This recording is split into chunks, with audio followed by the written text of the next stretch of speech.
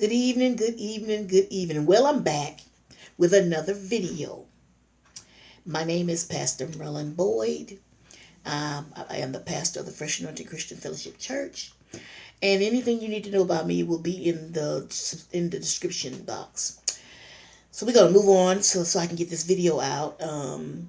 There's another word from the Lord. But first, I'm going to ask you to subscribe, to thumbs up, to share the video, and to write a comment. Subscribe, share the video, write a comment, thumbs up. Okay. And this time I'm going to be coming from 1 Kings 17, 1 through 7. And it reads, Now Elijah, who was from Tishbe in Gilead, told King Ahab, As surely as the Lord, the God of Israel lives, the God whom I worship and serve, there will be no dew or rain during the next few years unless I give the word. Then the Lord said to Elijah, Go to the east and hide by the Kerith brook at a place east of where it enters the Jordan River. Drink from the brook and eat what the ravens bring you, for I have commanded them to bring you food. So Elijah did as the Lord told him and camped beside Kerith brook. The ravens brought him bread and meat each morning and evening, and he drank from the brook. But after a while, the brook dried up, for there was no rainfall anywhere in the land. And if I could use a topic tonight, I would say strange providence. Strange providence. Listen, because Elijah was a prophet, and King Ahab was a terrible, terrible king. He worshipped Baal and believed Baal was the god of rain and bountiful harvest. So when Elijah tells Ahab there will be no rain for several years, Ahab gets mad. And Ahab was shocked. And he had a strong military defense, but they couldn't bring rain, nor could they stop the drought. He even had Baal priests that couldn't bring rain. God has help where we least expect it. He provides for us in ways that go beyond our narrow definitions or expectations. No matter how bitter or our trials, or how seemingly hopeless our situation, we should look to God's caring touch. We may find our provision in the strangest places. See, because Elijah said there will be no rain or dew during the next few years unless he gives the word, Ahab and Jezebel gets mad, and they are out to kill Elijah. Okay? So now, God steps in and tells Elijah, go hide. Let's deal with that. Go hide. Why would God tell Elijah to go hide? He said, go hide by the brook. It seems to me that our God is almighty. He's all-knowing. He's the self-sufficient God. He's a God that can do anything. I didn't understand why he would tell Elijah to go hide. But he tells him to go hide because in his hiding, he's going to hide by a brook. Now, because Elijah spoke into the existence that there will be no rain for several years, there will be no rain nowhere in the land. There will be no food or anything because they're about to experience a drought. Many of us, since the pandemic, have been in a drought where there's been no water, no food. We've been in a drought spiritually, physically, mentally, and we've had hard times. But because we know God, like Elijah, but because God tells us to go hide, When he tells us to go hide, he's hiding us for a purpose, for a reason, and for a season. He's telling us to hide so that he can keep us away from the drought, keep us away from the enemy, because the enemy is out to kill us. So he tells us sometimes to go hide. Elijah. I imagine Elijah was thinking, God, why would I go hide? Let me deal with the situation.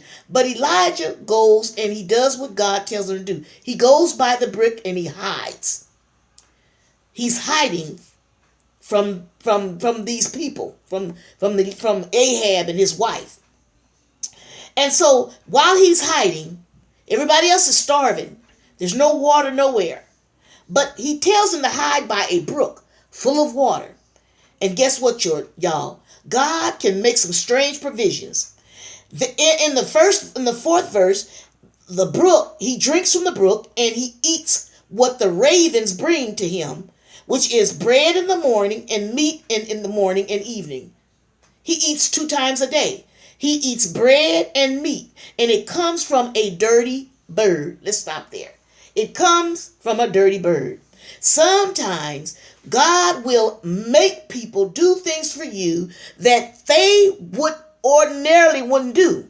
But God will demand, he will command your enemy to feed you 2 times a day. He will command the dirty bird, the enemy, to feed you 2 times a day.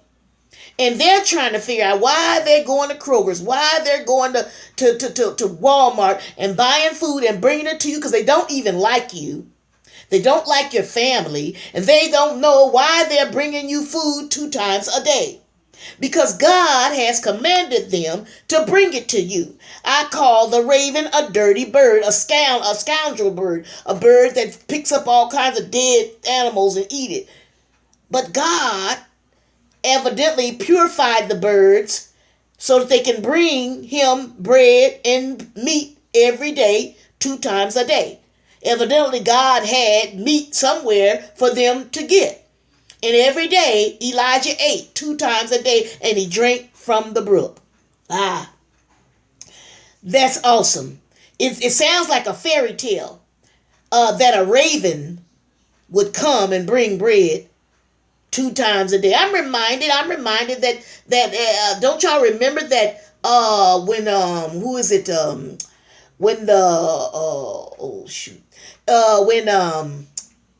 Noah wanted to see if the flood was gone, he sent out a raven and he sent out a dove. So the raven meant something. And so the raven fed Elijah. And then after he fed Elijah, after a while, Elijah is at the brook. But he's at the brook getting regenerated. He's at the brook learning some things. He's at the brook growing in spirit. He's at the brook getting filled up. Getting filled up so that he can go out and receive and give out. Elijah's at the brook, a training ground, a place where God is speaking to him. Elijah is at the brook, a lonely place. The brook is a lonely place. There's no one out there but him. He's at a lonely place. Many of us today, right now, are sitting in a lonely place. Even though there's people around you, you're lonely in spirit. And so Elijah's sitting at the brook in a lonely place. But you know why he was at the brook? I believe he was learning about God. I believe God was teaching him some things. I believe God was strengthening him and building him up as he stayed at the brook. Because it said, in the 7th verse, it said, but after a while the brook dried up. God provided for Elijah for a long time. But after a while, the brook dried up. And when the brook dried up, that means it's time to move on to another assignment. That means it's time to move on to the next level. And so the brook dried up. There was no rainfall anywhere in the land. But God provided for Elijah. And now the brook is dried up.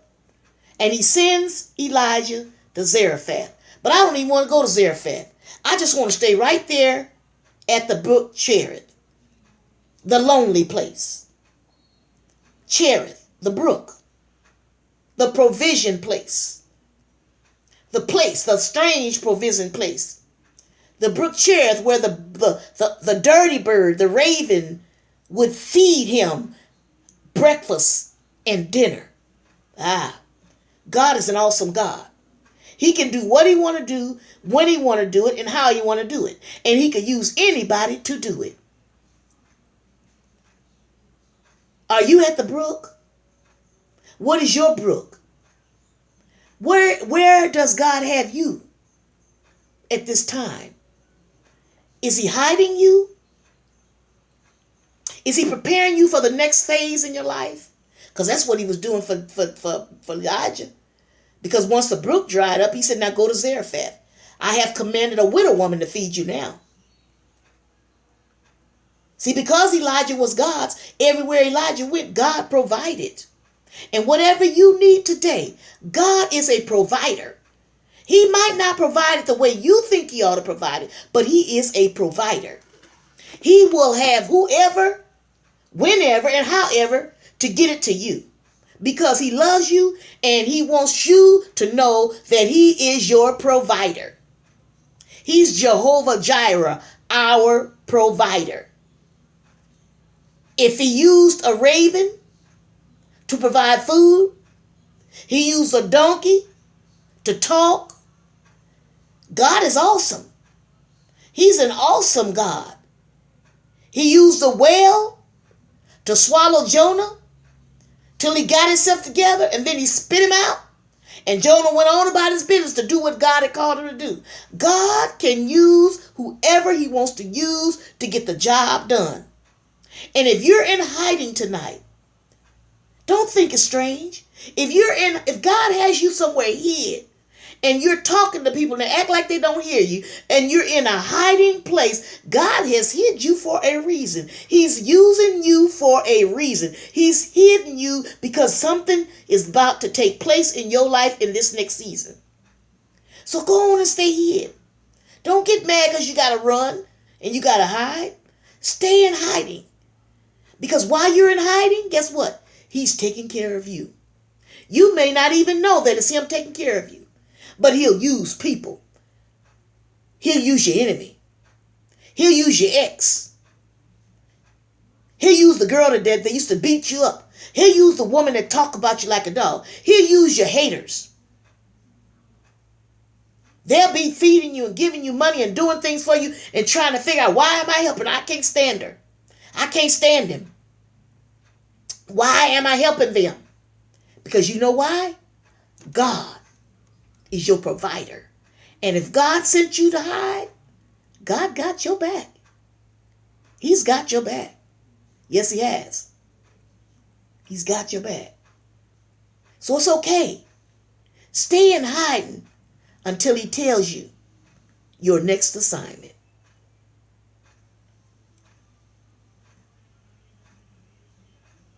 Stay hid.